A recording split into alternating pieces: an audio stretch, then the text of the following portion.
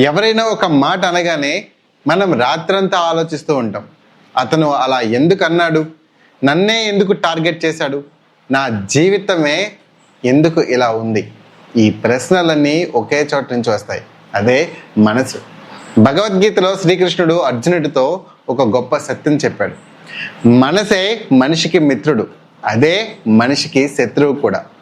ఈ మాట చిన్నది అనిపిస్తుంది, కానీ అందులో జీవితం అంతా దాగి ఉంది.